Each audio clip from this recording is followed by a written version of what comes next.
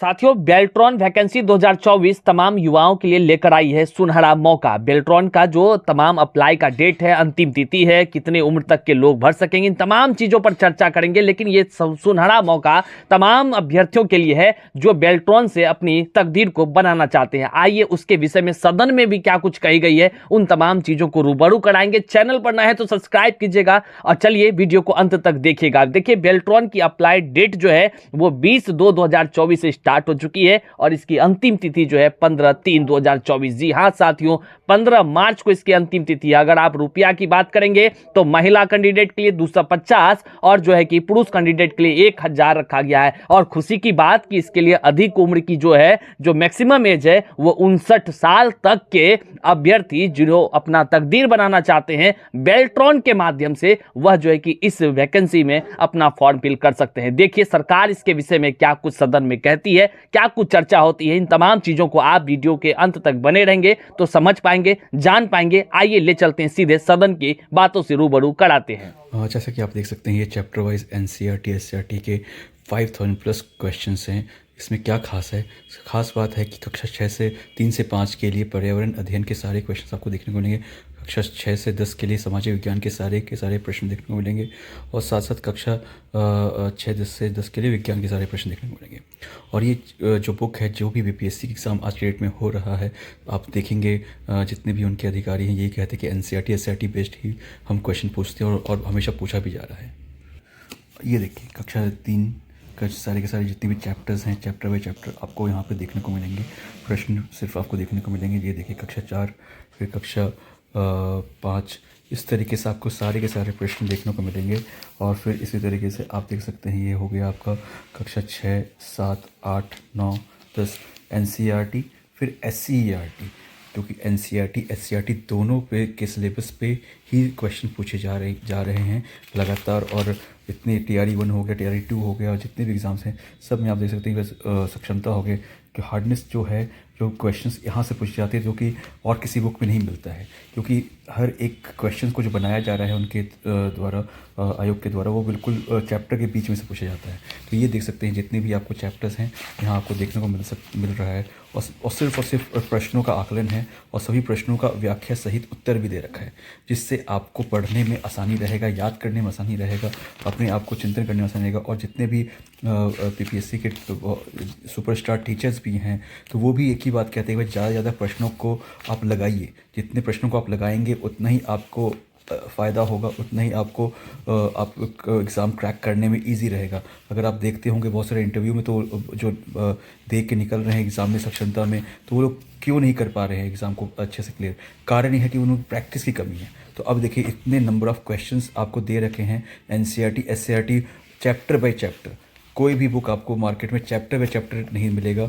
ये एक खास बुक है जिसमें आपको chapter by chapter NCERT SCERT के सारे क्वेश्चंस देखने को मिलते हैं कक्षा 3 से लेकर 10 तक में। और आप इस बुक को अच्छे से पढ़िए तो आपका सिलेक्शन होना बहुत ही आराम से हो जाएगा।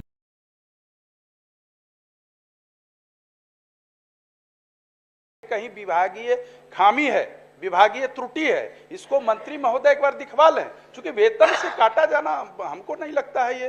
माननीय मंत्री महोदय, एक चीज शायद हम लोगों के ध्यान में बातें नहीं आ रही हैं कि वो वेतन में कटौती नहीं है और वेतन में कटौती करने का किसी को अधिकार नहीं है। और जीएसटी जो काटा जा रहा है, जीएसटी का मतलब ही होता है गुड्स एंड सर्विसेज टैक्स। ये जो सर्विस प्रदाता होते हैं, जो सरकार को सर्विस दे के मुनाफा कमाते हैं, ये सर्विस जो वो प्रोवाइड करते हैं, सर्विस देते हैं, उस सर्विस पर टैक्स लगता है। ये तो सर्विस प्रोवाइडर एजेंसी के लोग जो हैं उनके और जिनको वो एम्प्लॉय या रिक्रूट करते हैं उनके बीच की बात है ना। हम लोग तो सर्विस प्रोवाइडर से जीएसटी लेते हैं और सब लोग जानते हैं, सभी पार्टी के सभी दल की सहमति से, सभी सरकारों की सहमति से माल एवं सेवा कर अधिनियम पूरे देश में लागू हुआ है और इसको लागू करने के पीछे मंशा ही यही थी कि पहले हम लोग सिर्फ गुड्स टैक्स देते थे, बेचने का सेल्स टैक्स, वैट, ये सब था, लेकिन सर्विसेज जो सेवा प्रदाता है, आज तो कोचिंग जो सर्विस दे रहे हैं उन पर भी टैक्स लग रहा है, जो बैंक्वेट हॉल्स, मैरिज हॉल्स बनाए गए हैं वो जो सर्विस दे के मुनाफा कमाते हैं उस पर भी टैक्स लगता है। तो ये सर्विस पर टैक्स लगता है, न कि किसी के वेतन या किसी दूसरे चीज। मैं यह जानना चाहता हूं मंत्री महोदय से, जो कि वेंडर जो होते हैं, जो प्रदाता कंपनी होते हैं, जो एम्प्लॉयर होते हैं, तो ये तो उनसे न काटा जाएगा, वेतन भोगी के वेतन से क्यों काटा जाएगा, उनका अंश क्यों लिया जाएगा? एम्प्लॉय का अंश नहीं काटा जाना चाहिए, प्रश्न तो यही है, एम्प्लॉयर का काटा जाना चाहिए। और मंत्री महोदय के जवाब से यही परिलक्षित हो रहा है, जो कि ये वेंडर को देना है जीएसटी, सही है, वेंडर को देना है प्रदाता कंपनी को, चूंकि यही एग्रीमेंट होता है, एमओयू होता है सरकार से, तो फिर वेतन भोगी तो एक इंडिविजुअल होता है और इंडिविजुअल के वेतन से काट करके ये किया जाना मुझे लगता है वो सही नहीं है। सभापति महोदय, एक सवाल हम मंत्री महोदय से जानना चाहेंगे कि ये जो वेल्ट्रॉन से जो एम्प्लॉय को लिया गया है, उसके वेल्ट्रॉन द्वारा नियुक्त डाटा एंट्री ऑपरेटर का वेतन भुगतान जो हो रहा है 25,209 और उसमें जीएसटी काटा जा रहा है। जब सरकार वेल्ट्रॉन से एग्रीमेंट किया होगा तो इस डाटा एंट्री ऑपरेटर का वेतन भी फिक्स किया कि उसको ये आपसे यह लगता है कि प्रोवाइडर से यह जीएसटी कटना चाहिए, न कि एम्प्लॉय से कटना चाहिए, जो बिल्कुल गलत हो रहा है। महोदय, अगर किसी विभाग में बेल्ट्रॉन नियुक्त करके देता है तो वहां पर बेल्ट्रॉन ही सर्विस प्रोवाइडर है। ये समझना चाहिए कि सर्विस ले कौन रहा है, एक्चुअल काम किसका है और आदमी चुन के कौन दे रहा है। मैं हमेशा कहता हूं कि जो सर्विस प्रोवाइडर है, जो उस सर्विस का फायदा उठा के नियोजित होना चाहते हैं, ये उन दोनों के बीच का होता है।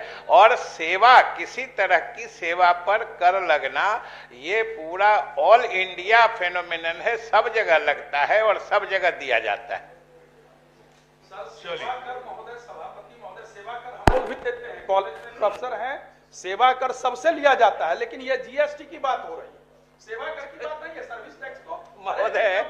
महोदय, सेवा कर वही, सर्विस टैक्स तो जीएसटी है, गुड्स एंड सर्विसेज टैक्स, वही तो हम कह रहे हैं। पहले जो अलग अलग तरह के टैक्स लगते थे, जो सेल्स टैक्स था, फिर वो वैट बन गया, वैल्यू एडेड टैक्स बन गया, सर्विस टैक्स था, अलग अलग था, उन सबों को समाहित करते हुए एक जीएसटी बनाया गया है, जिसको वन नेशन वन टैक्स के जो मतलब दायरे में लाया गया है। अब अलग अलग टैक्स नहीं लगता है।